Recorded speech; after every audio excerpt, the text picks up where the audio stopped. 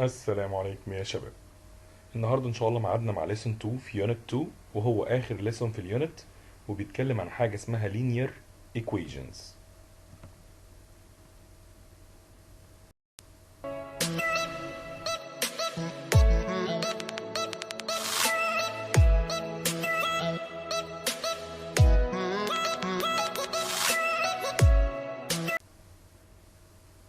تعال الاول نقول يعني ايه equation. احنا قلناها قبل كده بس نقولها تاني. هي mathematical statement expressing that two mathematical expressions are equal، يعني حاجتين equal بعض. تعال اقول لك شويه examples. عندي equations فيها one variable. يعني ايه one variable؟ يعني هو unknown واحد بس، x y a b whatever. for example اهو زي كده الايكويشن الاولى x plus 2 equal 5، هو unknown واحد اللي هو الاكس. برضو تحت 4x باور 2 plus 1 equal 4، هو unknown واحد بس اللي هو الاكس. وكذلك برضو الايكويشن الثالثه ما فيهاش غير اكس بس، هو الحاجه الوحيده اللي مش معروفه. بس بص يا باشا، لما يبقى الاكس عندك باور 1 دي بيسموها linear equation، وهتعرف ده بعدين. اما لما يبقى اعلى باور عندك هو باور 2 دي بيسموها كوادراتيك ايكويشن. واخر واحده اللي فيها اعلى باور 3 بتتسمى كيوبيك ايكويشن. طيب ايه هي اللينير ايكويشنز؟ ممكن يبقى فاريبل واحد بس زي دي عادي جدا، زي x بلس 5 ايكوال نيجاتيف 2، وممكن يبقى فيها 2 فاريبل زي x و y. تمام. في الترم ده احنا هندرس بس اللينير ايكويشنز اللي عندها 1 فاريبل. forming equation. في بعض المسائل يجيب لك سيتويشن معين ويقول لك ترجمه انت على شكل ايكويشن. انا هديك 3 اسئله وتعالى نتناقش. هنا هقول لك على معلومه. عشان تكون ايكويشن مناسبه للسؤال، احنا هنفرض ان الانون اللي موجود في المساله دي اكس مثلا او واي زي ما اتفقنا قبل كده. تعالى اول حاجه question 1 بيقول when 5 is added to a number. طيب احنا قلنا قبل كده a number يعني حاجه انا ما اعرفهاش، يبقى النمبر ده نسميه مثلا x. تمام. حلو. بيقول لك when 5 is added to a number، يعني هنقاد 5 على النمبر اللي احنا ما نعرفوش واحنا سميناه x، هيبقى x plus 5. جميل. وبعدين قال لك the result is negative 3، يعني النتيجة اللي هتطلع المفروض تبقى equal negative 3. انا كده كونت الايكويشن. كمان شويه هعلمك ازاي تسولف الايكويشن اللي بعده. نمبر 2 بيقول لك when 15 is subtracted from twice a number. طب برضو a number يعني حاجه مجهوله ما اعرفهاش، يبقى نسمي النمبر ده مثلا y. هو قال لك 15 subtracted from، يعني هنشيل 15 من ايه؟ من النمبر نفسه ولا من twice النمبر؟ ايوه twice النمبر يعني 2y، وهنسبتراكت منه 15. هو قال لك 15 subtracted from twice a number، يعني شلنا ال 15 من دبل النمبر ده. وبعدين قال لك the result is 12، يعني الكلام ده كله في النهاية المفروض يبقى equal 12. نمبر 3 بيقول the sum of 3 consecutive odd numbers is 87. تعال الاول اقول لك يعني ايه كلمه consecutive. consecutive يعني ورا بعض. يعني مثلا لو انا بقول لك two consecutive integers مثلا، يبقى ايه؟ مثلا ممكن يبقى 2 و 3، ممكن يبقى 3 و 4، ممكن يبقى 10 و 11. المهم ان هم ورا بعض. تمام كده. بس هو هنا ما قالش integers، هو قال لك ايه؟ 3 consecutive odd numbers. حلو الكلام. 3 ورا بعض وكلهم odd. تعالى مثلا حط في دماغك اي رقم كده بس يكون اود، زي مثلا الفايف. مين الاود اللي بعده؟ ما تقوليش 6. ايوه يبقى الاود اللي بعده 7. يبقى انت هتزود على الفايف كام عشان توصل للاود اللي بعد الفايف؟ هزود 2، يبقى 5 بلس 2 تبقى 7، بلس 2 كمان يبقى 9. يبقى انا كده جبت 3 ورا بعض، بس انا ما اعرفش مين هم الثلاثه. اشمعنى 5 و7 و9؟ ما ممكن ابدا مثلا ب 11 وازود 2 وازود 2 تاني. تمام. يبقى احنا ما نعرفش لسه الثلاث ارقام.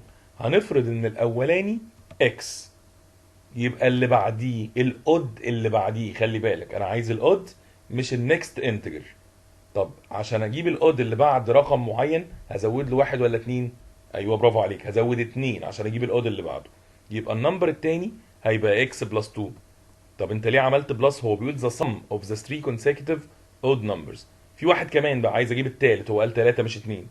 طب مين الاود اللي بعد x بلس 2؟ ازود كمان 2 هيبقى x بلس 4. جميل. مالهم بقى الصم بتاع التلاتة الاود دول؟ قال لك الصم is 87، يعني الكلام ده كله equal 87. اسيبها كده؟ قال لك لا بقى، collect اللايك terms، شوف اللي شبه بعض. انا عندي x بلس x بلس x، يبقى انا عندي هنا 3x.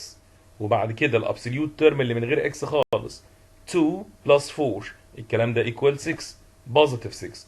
وبعدين equal 87. بعد ما كونا الايكويجن ممكن يقول لك form الايكويجن then solve it. هقول لك دلوقتي يعني ايه solving الايكويجن. عشان اصولف ايكويجن تمام لازم تعرف حاجتين. حاجه اسمها السبستيتيوشن سيت، دي سيت اوف البوتنشال فاليوز اللي انت بتحطها مكان الانون. انا هديك سبستيتيوشن سيت، هنشوف يعني ايه الكلام ده كمان شويه. تاني حاجه السوليوشن سيت، بتشوف بقى مين من السبستيتيوشن سيت ده المناسب للايكويجن دي. تعال اقول لك اكزامبل نفهم بيه الكلام ده على طول. بيقول لك دلوقتي find the solution set of the equation 2x plus 1 equals 7. دي كده الايكويجن. if the substitution set is 2 3 4. ايه بقى السبستيتيوشن سيت دي؟ تعال اقول لك اكزامبل بسيط في الحياه كده يعرفك يعني ايه كلمه سبستيتيوشن اصلا. دلوقتي لو حضرتك عندك حصه في المدرسه، حصه مثلا عربي مثلا سوشيال اي حاجه، والمستر اللي بيديك كان ابسنت في اليوم ده، بيدخل لك حد ايه؟ سبستيتيوشن، مدرس تاني خالص بيحل محل المدرس الغايب. تمام كده؟ ممكن يبقى مدرس اي ماده تانية في اي مشكله، او ممكن يكون مدرس لنفس الماده برضو، او اي حاجه يعني عموما. فكلمه سبستيتيوشن معناها ايه؟ ان انا بحط حد مكان حد. تمام كده؟ طب هنا بقى انا عندي السبستيتيوشن سيت فيها كام رقم؟ فيها 2 و3 و4. تمام، الثلاث ارقام دول انا هحطهم مكان حد. مكان مين بقى؟ مكان الانون. يبقى انا باخد السبستيتيوشن سيت اللي عندي، بحط الارقام اللي فيها مكان الانون اللي في الايكويجن. تمام. طب انا عندي الايكويجن بتقول ايه؟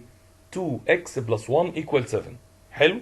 تعال نجرب اول رقم في السبستيتيوشن سيت اللي هو 2، هنحطه مكان الاكس. طب يعني ايه 2x؟ يعني 2 multiply x. فاول حد في السبستيتيوشن هو 2، يبقى نحط 2 multiply 2، يعني انا كده حطيت ال 2 مكان الاكس بلس 1. الكلام ده هحسبه، لو طلع 7 يبقى ال 2 ده رقم جميل، ال 2 اللي هو في السبستيتيوشن سيت ده يبقى مناسب للايكويجن دي. طب احسب 2 تايم 2 4 بلس 1 هتبقى 5، ما طلعتش 7، يبقى الكلام ده رونج، يبقى ال 2 مش مناسب للايكويجن دي.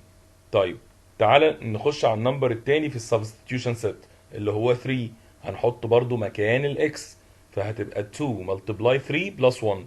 الكلام ده طلع 7. ايوه تمام، يبقى هو ده الرقم المناسب لانه طلعها 7 زي ما الايكويجن بتقول. نجرب اخر واحد اللي هو ال4.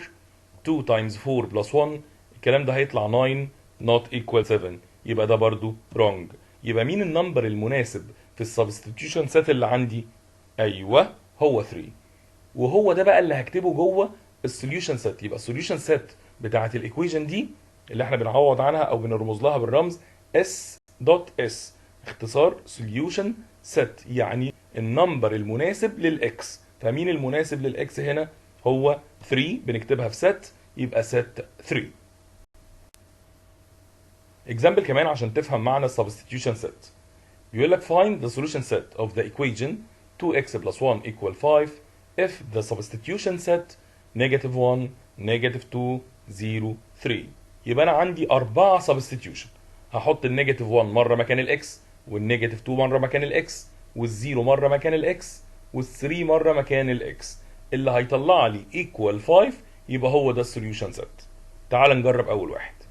2 multiply negative 1 plus 1، الكلام ده هيطلع negative 1 not equal 5، يبقى ده wrong. تمام. نخش على negative 2.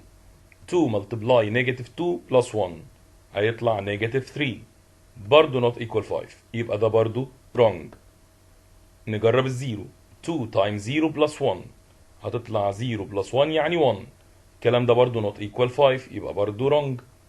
آخر واحدة 3 2 multiply 3 6 plus 1 هتبقى 7 برضو not equal 5. ايه ده كلهم wrong؟ طب يبقى السوليوشن سيت ايه؟ ايوه لما يبقى ولا واحد من السبستيتيوشن سيت يحقق الايكويشن اللي موجوده يبقى السوليوشن سيت از ايوه فاي. مفيش ولا واحد في السبستيتيوشن سيت اللي انت اديتها لي ساتيسفاي الايكويشن بتاعتي يبقى كده السوليوشن سيت از فاي. اكزامبل كمان بيقول دلوقتي find solution set of the equation 2x plus 7 equal 3 if the substitution set is z او n. يا نهار ابيض كل دي substitution set. اصل الزد دي جواها ارقام كتير جدا جدا والان برضو نفس الكلام الناتشرال 0 1 2 3 4 and so on. انا هقعد اجرب كل دول؟ اكيد في واي معينه نقدر نطلع بيها السوليوشن سيت من غير ما اقعد اجرب كل واحد في السبستيتيوشن سيت. تعالى يا باشا اقول لك ايه هي الطريقه اللي هنمشي بيها. لو انا عندي ايكويشن زي كده قال لك بص انا هعمل حاجه اسمها الانفرس اوبريشن. يعني ايه انفرس اوبريشن؟ عكس الاوبريشن اللي موجوده. يعني مثلا لو عندك بلس هتنقل مكانها للناحيه الثانيه بعد الايكوال وتبقى ماينس، يبقى البلس بيروح ماينس والماينس بيروح بلس. جميل. والتايمز بيروح ديفايد والديفايد بيروح تايمز. فتعال نشوف عشان اطلع الفاليو بتاعت الاكس مظبوط لازم اخلص من كل النمبرز اللي اراوند الاكس قبل الايكوال. تمام كده؟ طب انا عندي قبل الايكوال في ايه؟ 2x بلس 7 2x بلس 7. عندي رقمين مضايقني جنب الاكس، واحد نير قوي للاكس يعني قريب جدا جدا للاكس ولازق فيها اللي هو 2x ده لازق قوي في الاكس هنخليك انت للاخر. طب مين البعيد شويه عن الاكس؟ ايوه اللي هو بلس 7 ده بعيد شويه عن الاكس، ده سهل نخلص منه نوديه الناحيه الثانيه بس هو هنا بلس 7 يروح الناحيه الثانيه ماينس 7. وامشي بالستبس اللي انا بقولها، ما تكتبش في نفس السطر، انزل تحت بقى. انت لما تمشي ال7 مين اللي هيتبقى؟ ال2x. جميل. ال7 هينقل بعد الايكوال، اي حاجه بتعدي الايكوال بتغير الاشاره. تمام. عندك هناك مين؟ عندي 3 زي ما هو، هنعمل له ماينس ال7 بقى يبقى 2x ايكوال نيجاتيف 4. جميل. فاضل لي رقم بقى اسمه 2 اللي هو لازق قوي في الاكس ده، ولازق في الاكس معناها ان هو ملتبلاي اكس. تمام. المفروض يروح الناحيه الثانيه بالديفايد، او ممكن اعمل ديفايد 2 هنا ديفايد 2 هنا. ال2 دي هتتكنسل مع ال2 دي هيبقى لي الاكس ايكوال نيجاتيف 4 ديفايد 2 هتبقى نيجاتيف 2. جميل. كده انا جبت الاكس المناسبه على طول من غير بقى ما اقعد اجرب رقم جوه السبستيتيوشن سيت. طب اول سبستيتيوشن سيت كانت عندي مين؟ زد. السوليوشن سيت بقى اكتبها ازاي؟ اسال نفسك سؤال، هل الاكس اللي انا جبتها دي اللي هي نيجاتيف 2 موجوده في الزد؟ اه طبعا النيجاتيف 2 element في الزد. تمام. يبقى السوليوشن سيت ان زد ايكوال سيت نيجاتيف 2. طب بالنسبه لنمبر 2 اللي هي الان، هل النمبر اللي انا جبته ده اللي هو نيجاتيف 2 بيلونج للناتشرال؟ لا طبعا. يبقى السوليوشن سيت ان ان از فاي. تمام. يبقى انا بحل عادي بالانفرس اوبريشن. تاني ايه هي الانفرس اوبريشن؟ ان انا لو عندي بلس بودي ماينس، ولو عندي ماينس بودي بلس، لو عندي تايمز بعمل ديفايد، عندي ديفايد بعمل تايمز وهكذا. تمام كده؟ النمبر اللي انا طلعته لو موجود في السبستيتيوشن سيت اللي هو قايل عليها بكتبه في سيت، طب لو مش موجود بكتب فاي. تعالى بقى يا حبيبي دلوقتي نحل شويه ايكويشنز مع بعض بالطريقه اللي انا لسه قايل عليها اللي هي الانفرس اوبريشن، ونتعود ازاي نطلع الانون اللي موجود. تعالى يا باشا ادي دول 3 ايكويشن، تعالى نبدا واحده واحده. اول واحده 2x minus 1 equal 5. جميل. انا عندي قبل الايكوال في رقمين جنب الاكس، ال2 والماينس 1. النير قوي للاكس ده بنسيبه للاخر اللي هو لازق في الاكس. يبقى انا دلوقتي عندي الماينس 1 هينقل اتجاهه ويروح الناحيه الثانيه يبقى بلس 1، هيبقى لي هنا 2x صح كده ايكوال 5 زي ما هي بلس 1، يعني 2x ايكوال 6. طب عشان اخلص عشان اخلص من ال2 اللي لازقه في الاكس قوي دي هنعمل ديفايدد 2 ديفايدد 2. هنا ال2 هتتكنسل مع ال2 يبقى لي x 6 divided 2 تبقى 3. والله بقى هتشوف ال 3 ده موجود في السبستيتيوشن سات اللي موجوده ولا لا.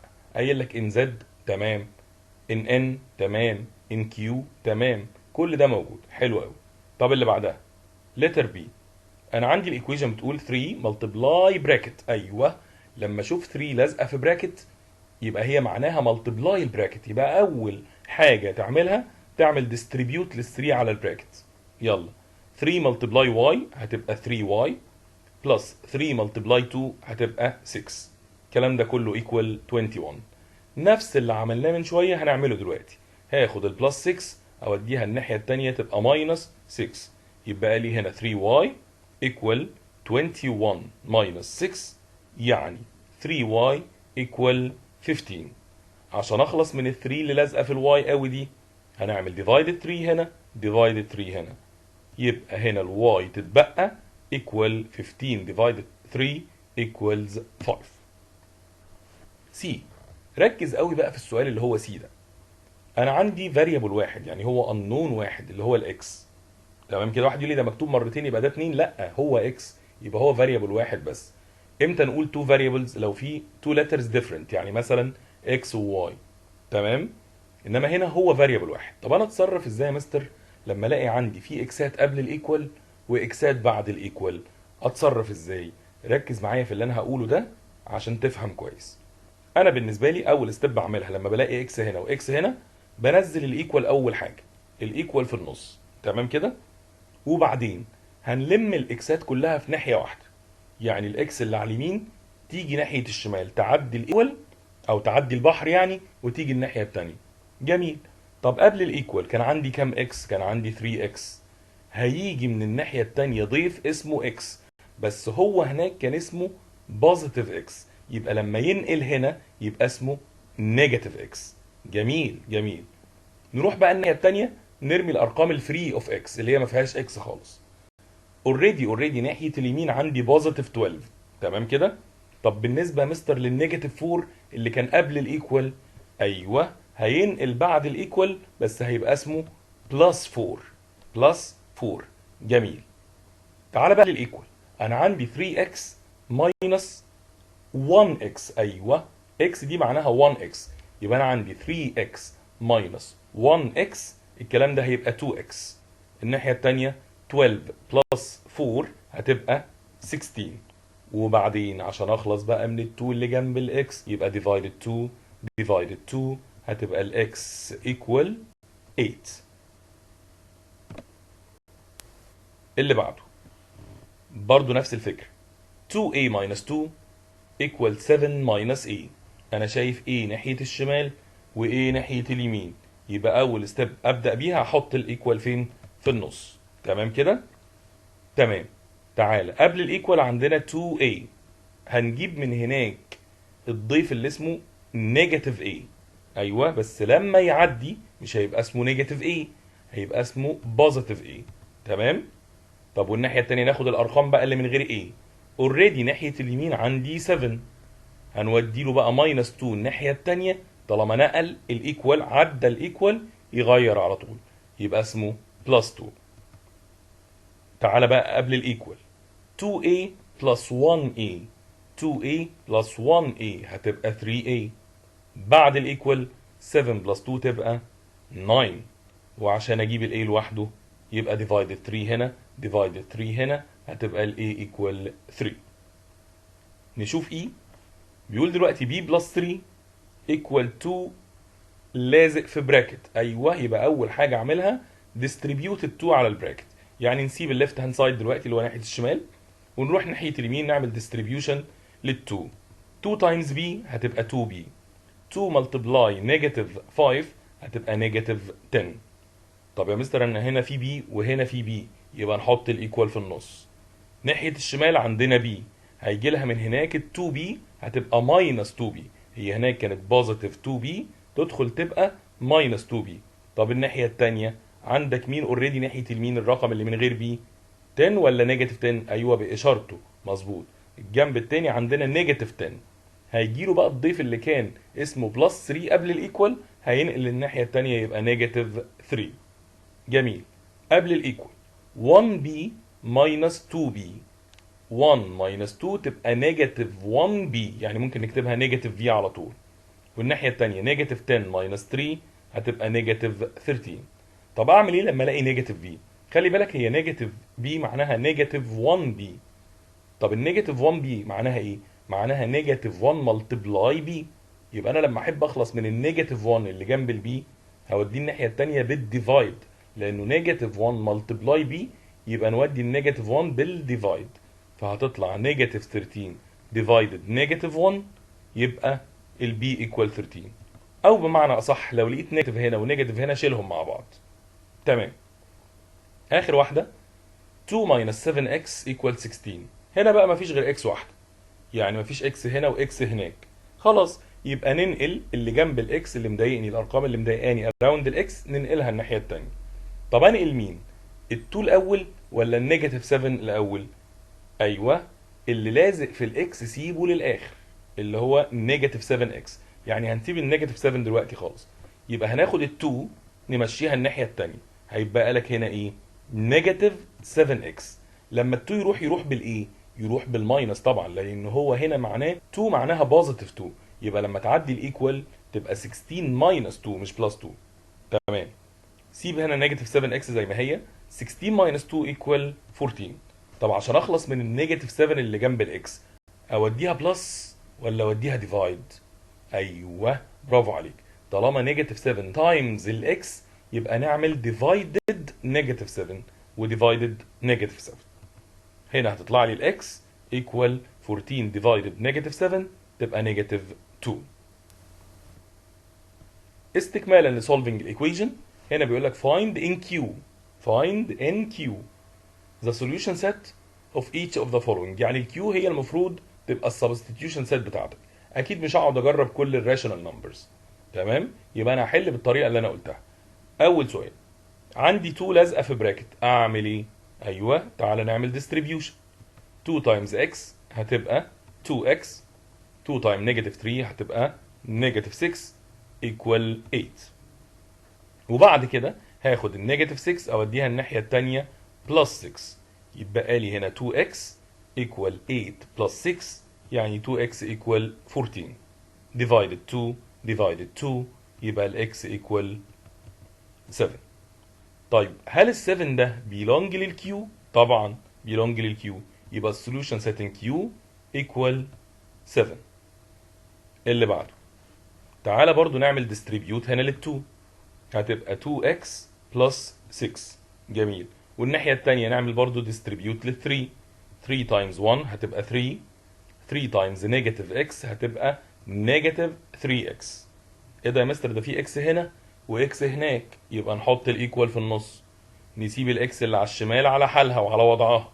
هيجي لها ضيف من هناك كان اسمه نيجاتيف 3x، هيدخل هنا يبقى بلس 3x. طب وبعدين الناحية التانية بقى الأرقام العادية اللي هي من غير x، ال 3 of x. كان عندي هنا 3، هيجيله من هنا بلس 6، هتروح الناحية التانية تبقى ماينس 6. نجمع قبل الإيكوال 2x بلس 3x، الكلام ده يبقى 5x، وهناك 3 ماينس 6 تبقى نيجاتيف 3 divided 5 divided 5 عشان أجيب الإكس لوحدها equal نيجاتيف 3 over 5.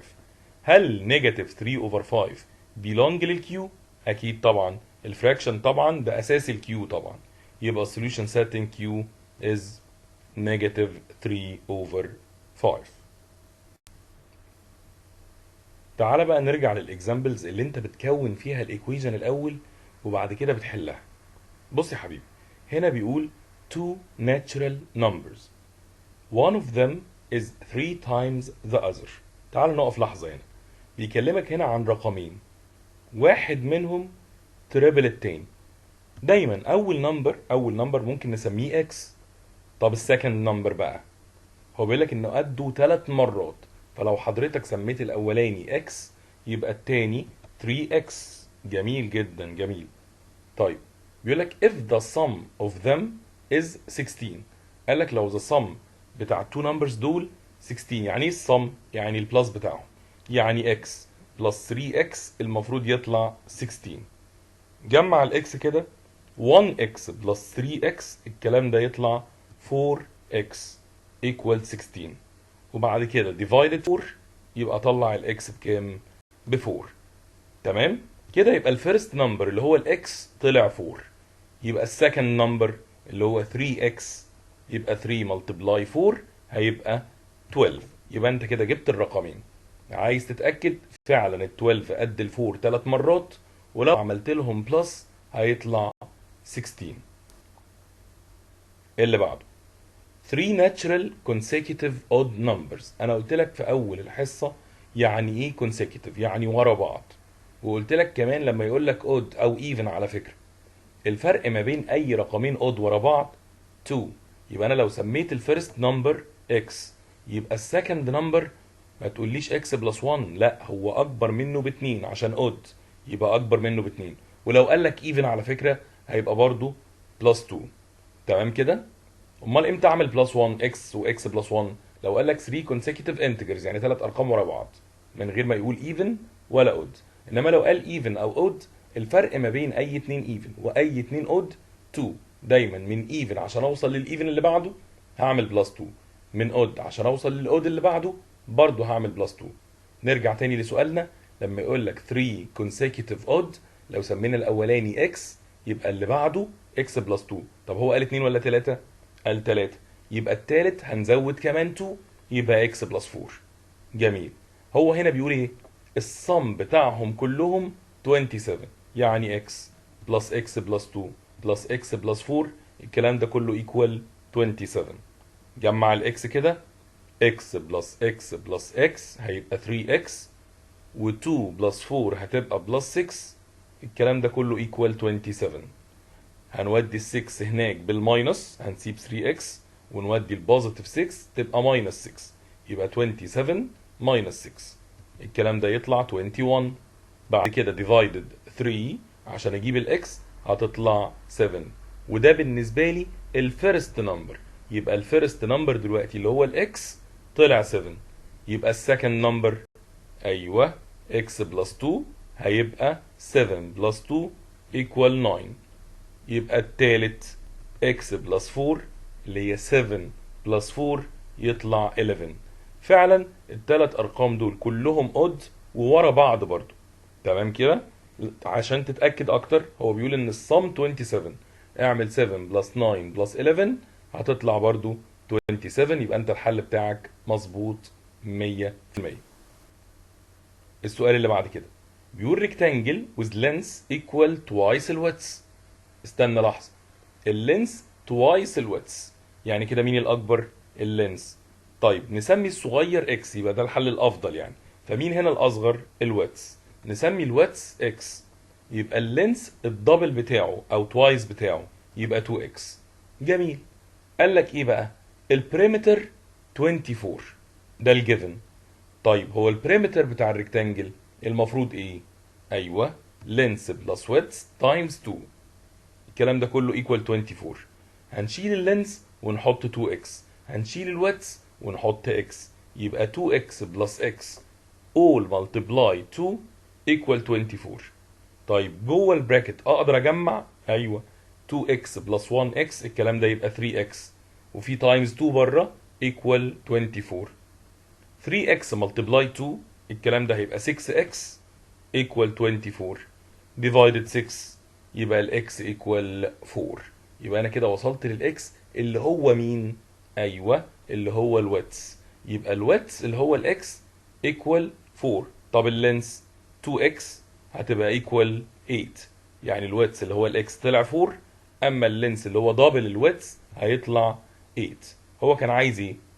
find the dimensions of rectangle. هم دول الدايمنشنز اللي هم اللينس والويدث. امال طلب ايه كمان؟ طلب الاريا. طب الاريا بتاعت الريكتانجل equal length multiply width يعني 8 multiply 4 او 4 multiply 8 مش هتفرق الكلام ده equal 32 سنتيمتر سكوير. اخر سؤال معانا يا شباب بيقول 4 persons purchased tickets. purchased دي يعني اشتروا tickets للمتحف المصري. جميل. واشتروا ايه كمان؟ قال لك اشتروا souvenirs اللي هي تذكار يعني. دفعوا فيه كام السوفينير ده؟